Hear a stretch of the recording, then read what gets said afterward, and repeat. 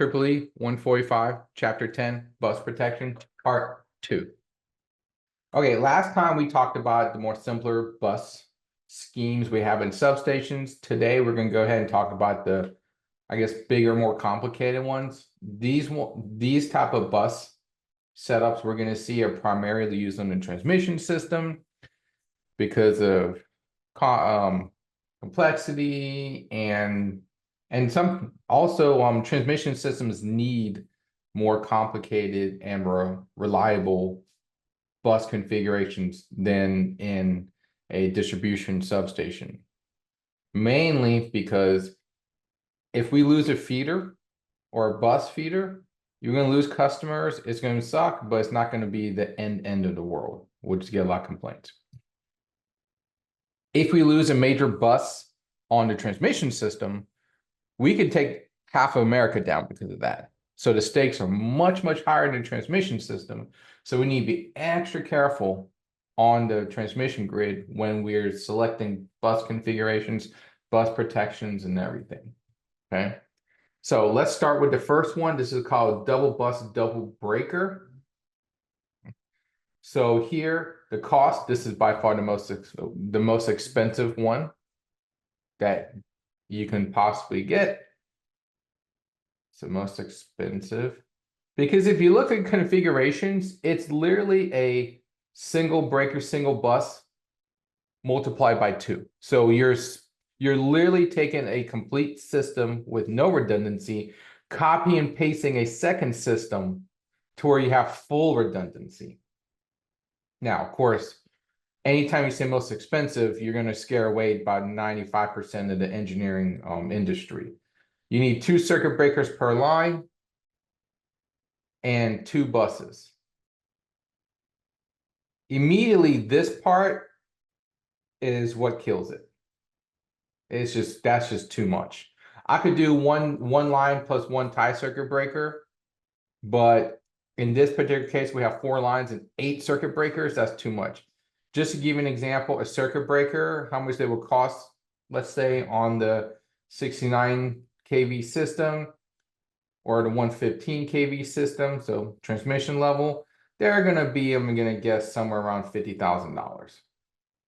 Okay, so you're asking me to put in 3 extra circuit breakers compared to the 1 per line plus tie circuit breakers. So you already just included $150K in capital cost just on equipment, not to mention additional installation, manpower, more maintenance, more complexity. So it's a really hard sell to ask for an extra 200K plus for more reliability whenever there's other options that are cheaper. Okay. But yeah, I've seen this once in my career, but it's pretty rare to be honest. But it's a possibility, so we do have to cover it. Okay. So double bus, double breaker here. What are the redundancy systems? I mean, this is literally the best you can get, best redundancy. We could literally take a whole bus fault. A whole bus fault can bring one of the 2 buses down.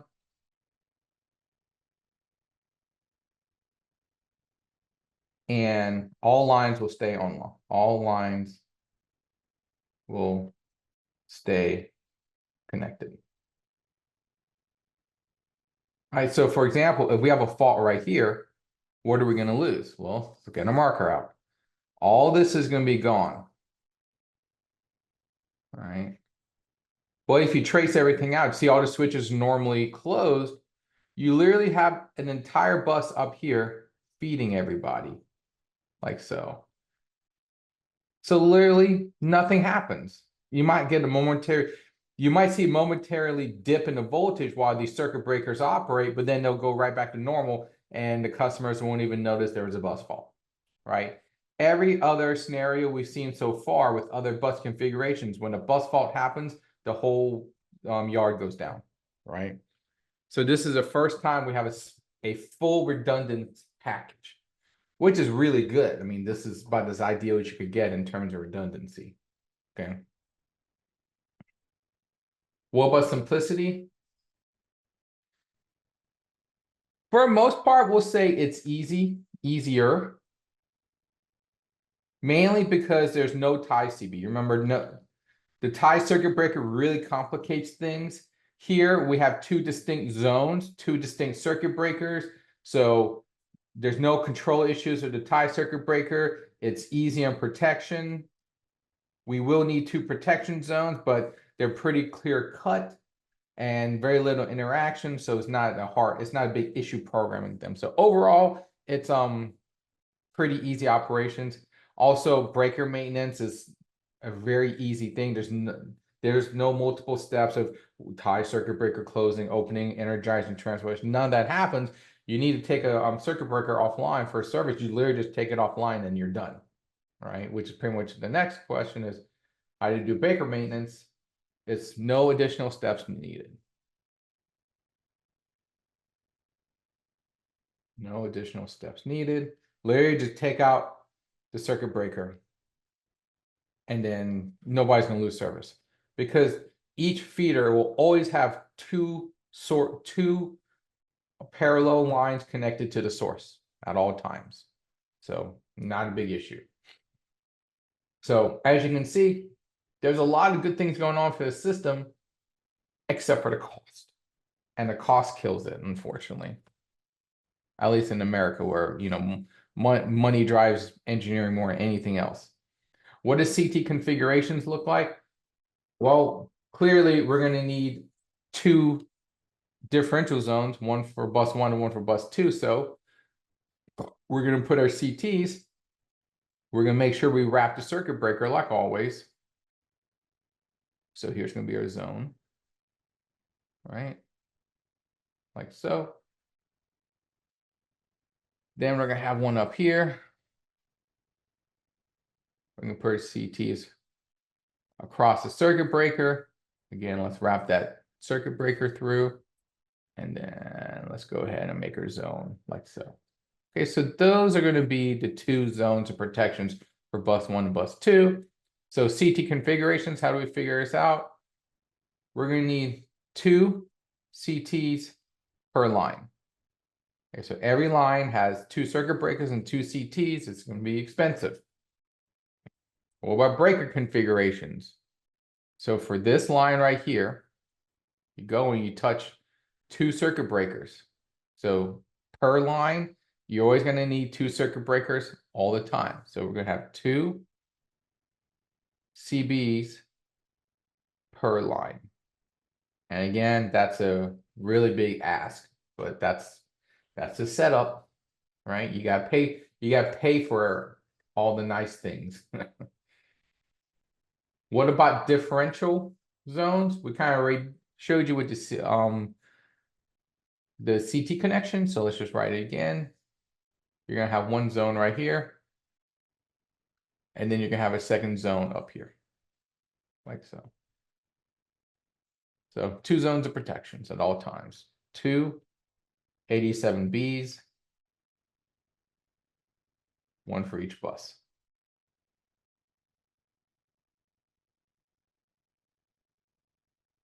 All right. And I mean, these 87Bs are, they're not cheap.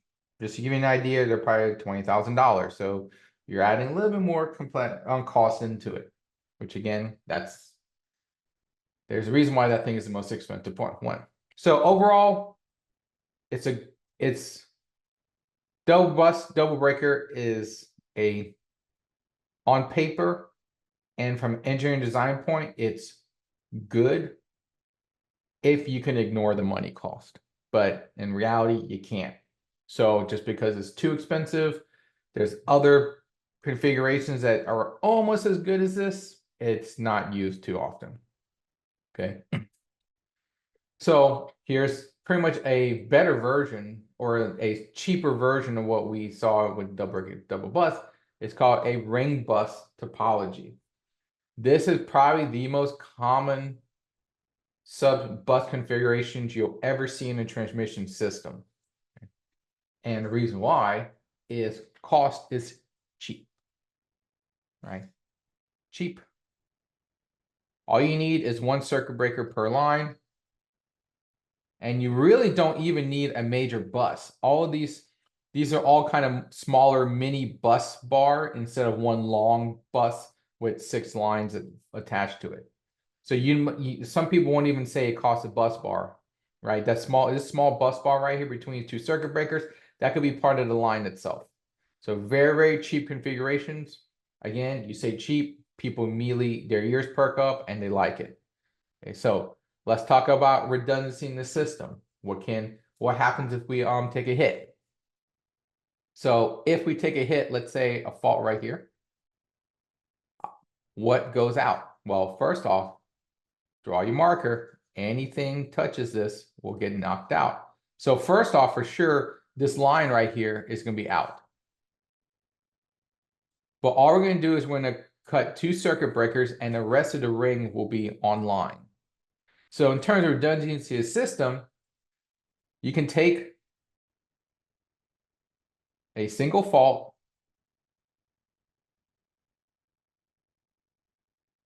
and stay online. Obviously, the line that's the fault is on will go out, but notice the rest of the system is still online.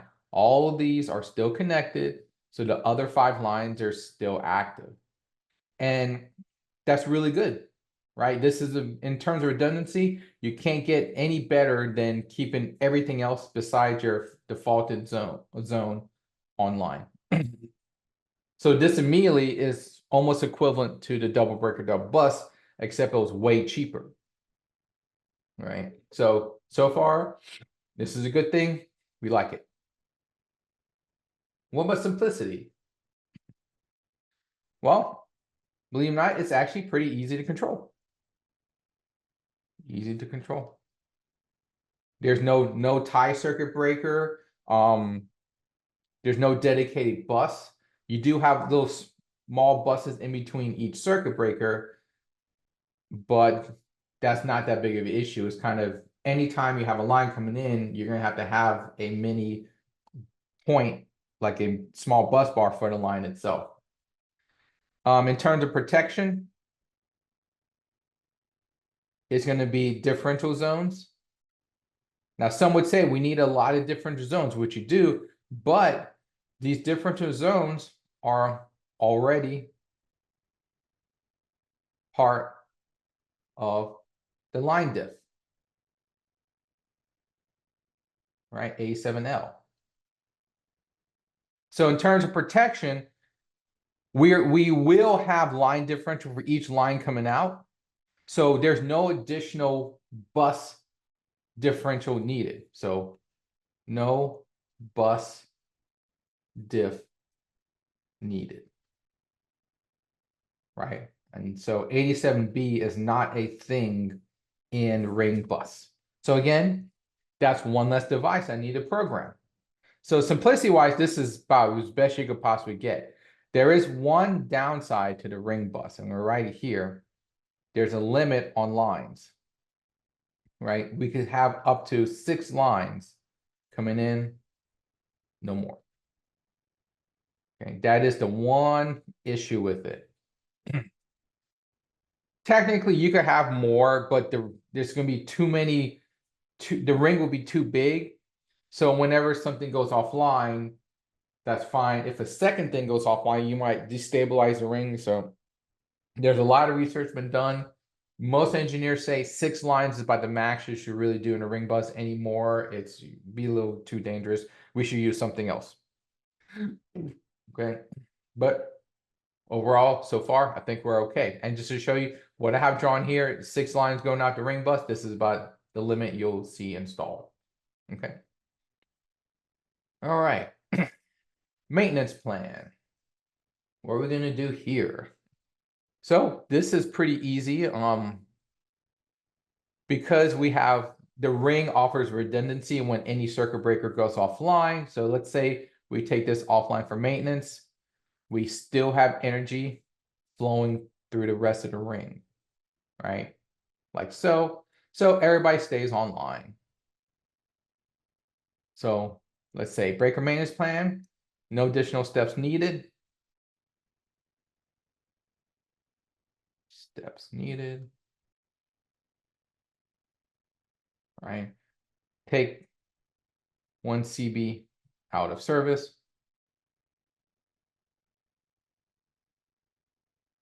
The ring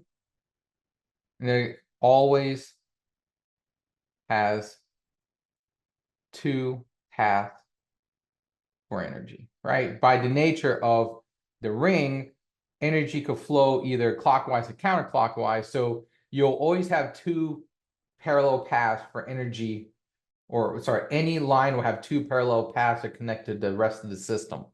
So you can always cut the ring off at one point and it'll just become a straight bus, right? Which will still operate.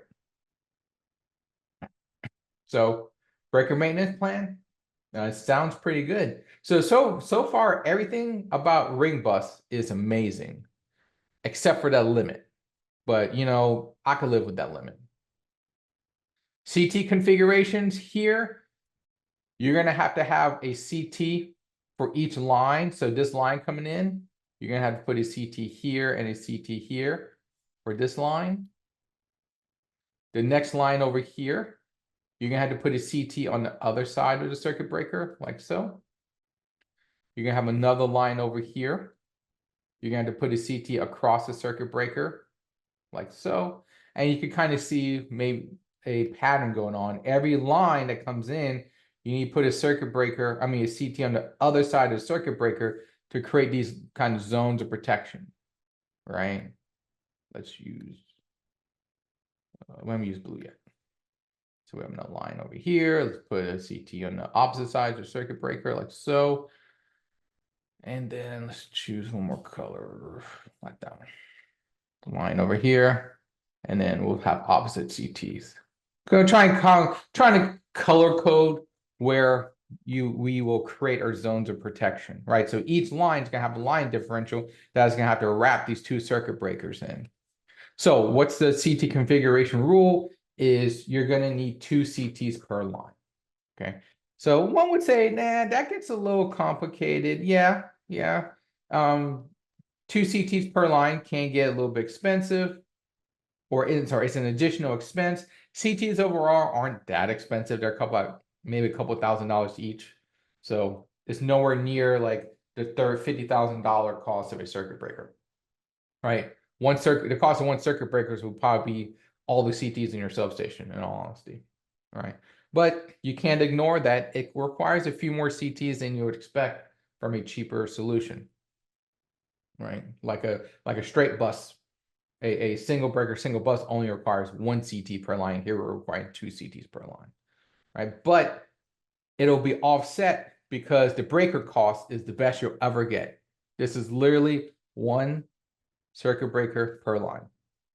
So because you don't have that tie CB, that's an extra $50,000 you saved, and that will pay for all the CTs you'll ever need in this configuration. So already you're ahead of the game in terms of dollars.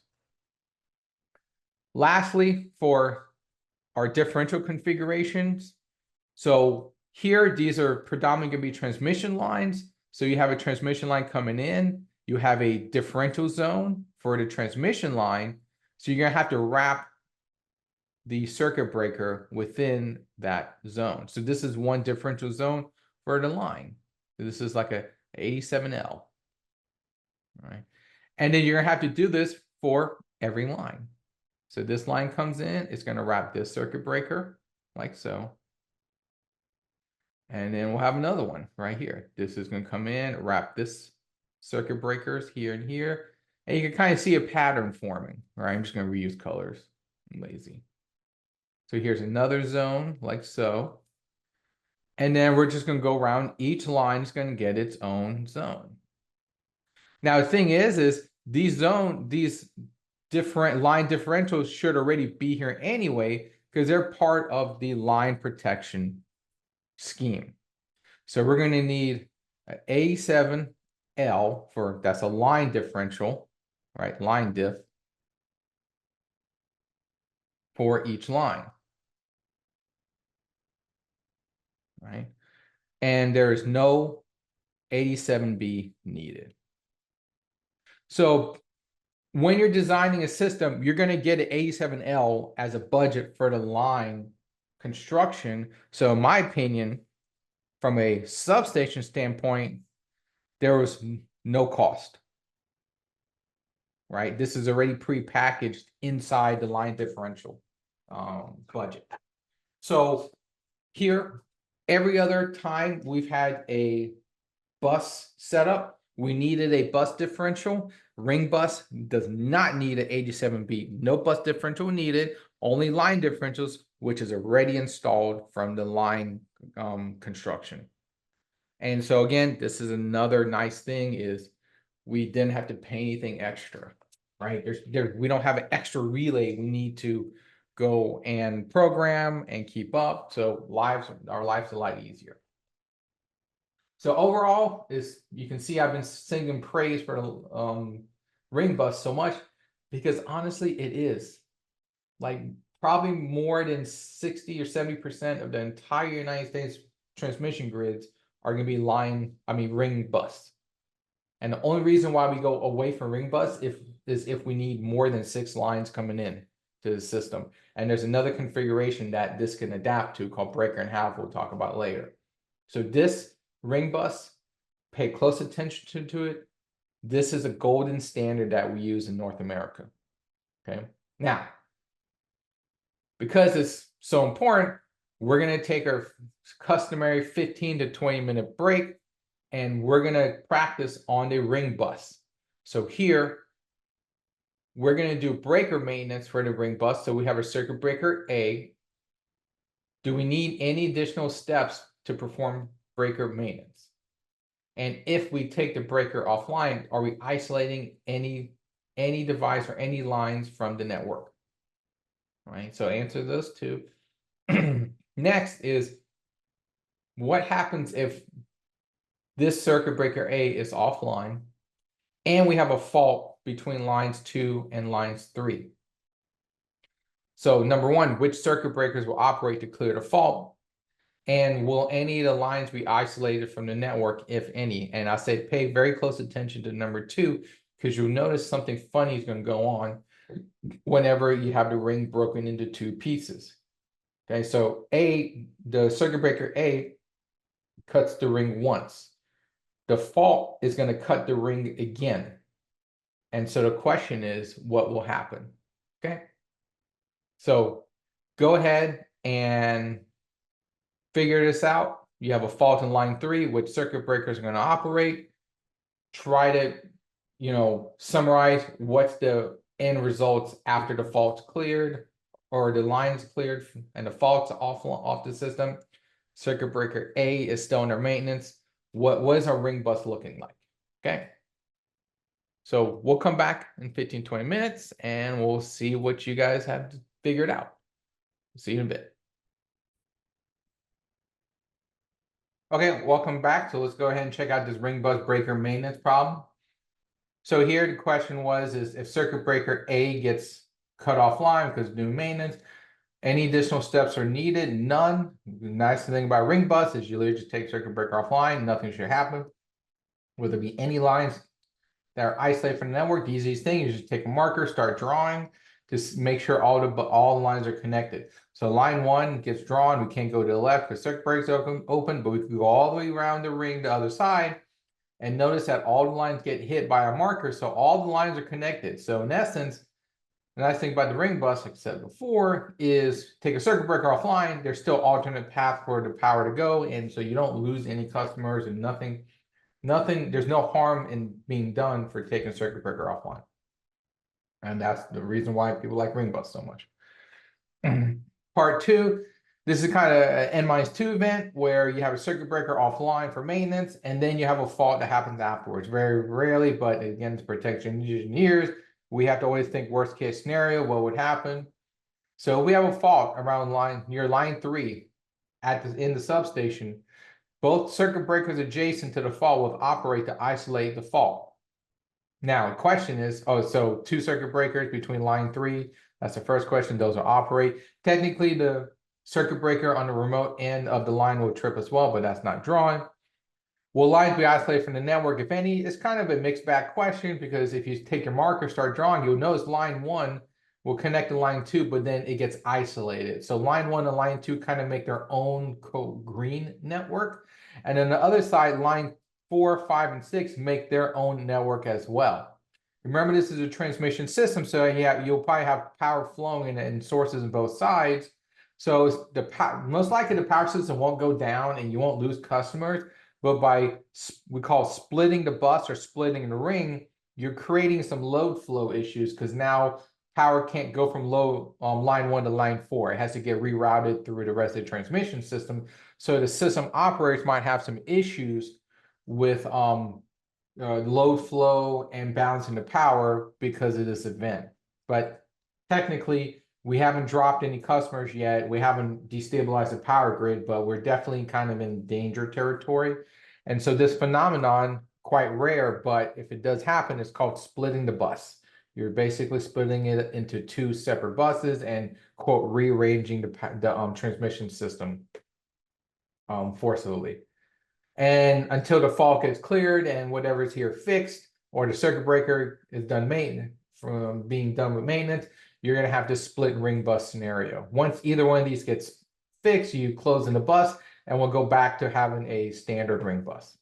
Okay. So again, it's called splitting the bus or splitting the ring. If you hear that in the world, now you know what it means. Okay, so let's go ahead and talk about the last type of bus configuration. Specifically, we use this in the transmission system. It's called breaker and a half.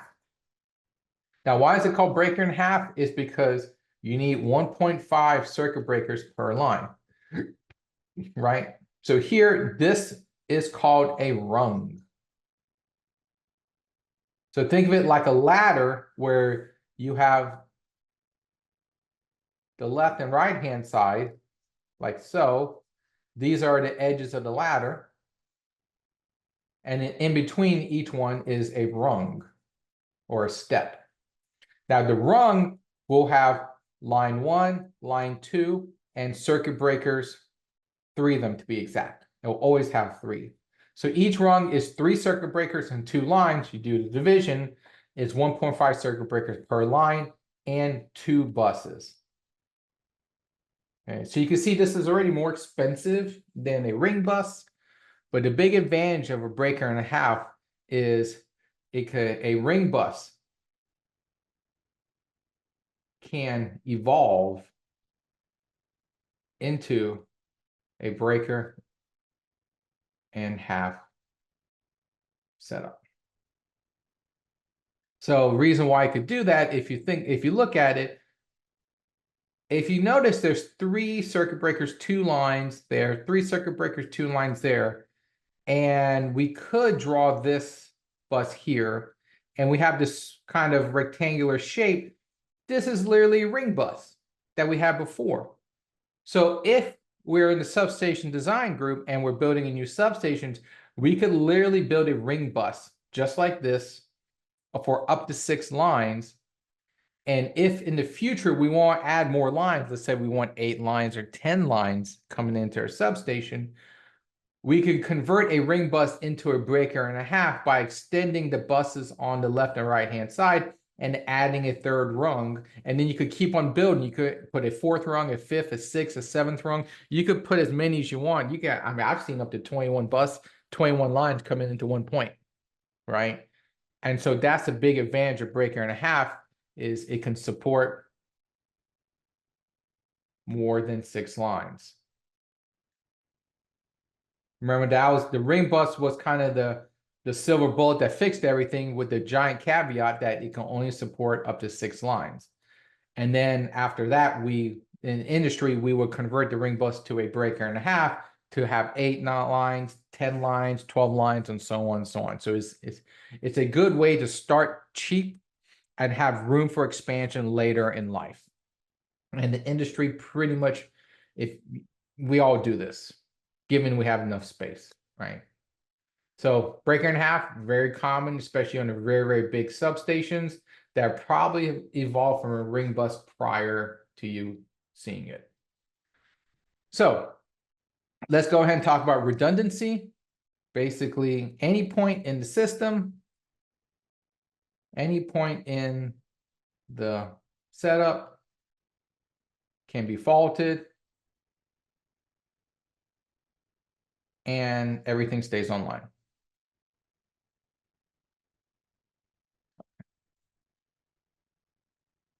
Everything, I say else, will stay online.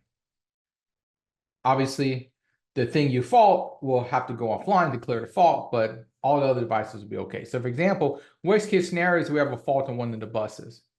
So we have a fault on one of the buses. Let's draw our fault lines. So we're going to go here, here, we're going to go down here. So all three of these circuit breakers are going to operate. Boom, boom, boom. We cleared the bus fault.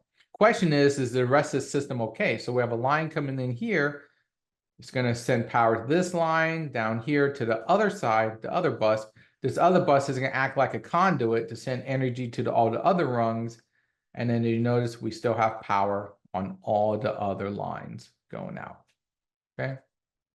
So notice that even though we lost a whole, basically one side of the breaker and a half configuration, there's an alternate path for power to go through. So we're always going to have power no matter what.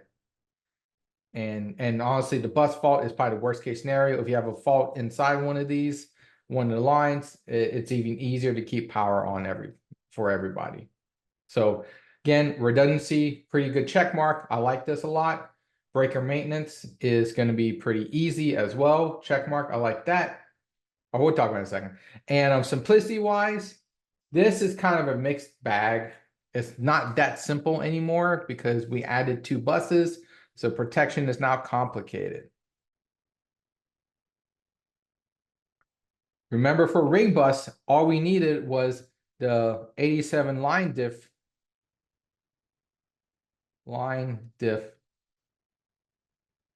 for each line, which was quote unquote free because a line diff should always exist for a line anyway. So you're kind of getting that should already be covered. But we added 2 buses, so we need 2 87B bus diffs. Right? So that's an added complication to our scheme because now we have bus differential when in ring bus we didn't have that. Okay. So protection, I mean, I'm not gonna lie, it does get complicated. Okay. Another big thing is obviously the more lines you put in, the more rungs you put in, that could get more complicated too because there's more things you have to keep track of. Okay, but when you're asking for more lines coming to the substation, you have to pay a price for more complexity and more cost. There's no way around it. Now, breaker maintenance plan, we kind of alluded to before, is basically no additional steps are needed, right? So no additional steps needed, right? You literally just take the circuit breaker offline. Let's go ahead and take this one offline, right? Let's draw markers. Do we keep power everywhere else? So we got a line here. Circuit breaker's out, so it's going to go the other way. It's going to go across this bus. It's going to go this way. It's going to go up this bus. It'll go for the other rung. And technically, this will all get powered up too in case there's more rungs somewhere else. So basically, you see all the lines have power attached to them. So taking one circuit breaker offline pretty much does nothing to the power system. We're A-okay with it. Okay. So again, this is a big check mark. I like what I have so far. Right. And so CT configurations. Here, it's going to get a little more complicated because we have bus diff to look at. So initially, each line we're going to have 2 CTs because we have 2 adjacent breakers. So we have 2 CTs per line. And then we also have our bus. So we're going to have a bus on this side. It's called bus 2. We're going to have CTs on the other side of the circuit breaker because remember, we always want to wrap the circuit breaker within our zone of protection. And on the opposite side, we're going to have another bus 1. We're going to have another CT here, here, and here to wrap the bus as well. So we're going to have additional CTs, and this would be 2 CTs per rung. And this is for bus protection. Okay. So yes, again, you're adding more buses, more equipment, more CTs. It's more complexity. It's more expensive. That's true. It's going to cost, you know, it's just naturally going to cost more. Right. But again, if if you want to get to 8 lines or more, this is really your only option. You don't have a choice. So you have to basically just pay it. Right. And people do. Right. Sometimes you, like I said, you don't have an option. And you know, breaker and a half is very popular. It's very reliable, a little bit expensive. It's kind of middle line expensive. Complexity gets up there, but we can handle that. Okay, so breaker configurations, the breaker and a half is 3 CB per rung. Right? Or we can say 1.5 circuit breaker per line. Okay. So that's very standard. It's not super expensive. The double breaker is 2 circuit breakers per line. That's too much. 1.5 is not, it's kind of in between the ring bus and double breaker, double bus. So we're kind of mixed bag. I'm okay with it. I'll pay that little extra price. Differential zones, this is where it's going to get kind of rough. So remember, we're going to have an 87L per line. And then we're going to have 2X 87Bs, 1 for each bus. Right? And that's a bracket, it's not a C, so sorry. Okay. All right, let's draw out all these zones because there's a lot. So first off, bus zones. So it's an easy one. You have a bus here, right? Wrap in that circuit breaker. So that's one zone. The other zone for bus protection is right here.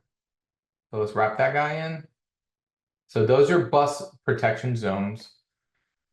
Okay, next, let's go ahead and start doing air line protection. So each line is going to come in and then wrap the circuit breaker nearby, both circuit breakers like so, right? And then we'll have the next one here. This will go in, we'll wrap in the circuit breaker. So notice that circuit breaker has, each circuit breaker is going to have 2 zones it overlaps in. So let's do another one. We're definitely going to run out colors. So coming in here, we're going to wrap both our circuit breakers and go back out. We're just going to reuse colors. So coming over here, we got a line coming in. Let's swap the colors out a little bit. There you go. We have a line coming in. Our zone of protection will be the 2 circuit breakers in the line. Next line over here, wrap those circuit breakers so you could share zones. And the last one, let's use a different color. Let's use yellow. This line comes in, wraps these 2 circuit breakers and comes back out. So as you can see, kind of like, it's like a unicorn vomited all over the place. But there's a lot of differential zones. So remember, I alluded that protection is complicated. Yeah, it is. Right. But this is a price you pay if you want to have a substation with more than 6 lines. Okay. So that's your differential zones you'll see. And yeah, overall, we're going to say breaker and a half is industry standard. It's the probably the most complicated scheme you're going to see. So if you're proficient in it, people are going to look very highly to you as a expert protection engineer. So let's summarize all the bus configurations we learned. For low voltage distribution buses, this is typically in distribution substations. Main bus transfer bus is the most popular one. Single bus with bus tie and single bus, single breaker are cheaper alternatives. But I'm just going to go ahead and tell you, this is the main one you're going to see for low voltage distribution. Okay. For high voltage, we're definitely going to go into the ring bus territory. This is a more common one, but if it gets to more breakers or more lines needed, it can evolve into breaker and a half as well. Okay, so honestly, I'm going to mark in breaker and a half as well because I've seen power systems, they might be 70% ring bus, 30% breaker and a half. So you just definitely, you're going to see both of these in your lifetime. Okay. The ones that aren't typically used in the United States are single breaker, double bus, double breaker, double bus. They're too complicated. They're too expensive. They don't give us a lot of value for the money spent. I say not in the US because in Europe and other countries, double breaker, double bus is much more popular, right? In America, because we're capitalists, we believe in money more than anything else. We always cheap out and we'll take ring bus over double breaker, double bus. Some other countries have different philosophies and then they do other things. Okay. But again, it's good to know all of these. So if you see it, you won't be spooked, and get used to the ones that are more common.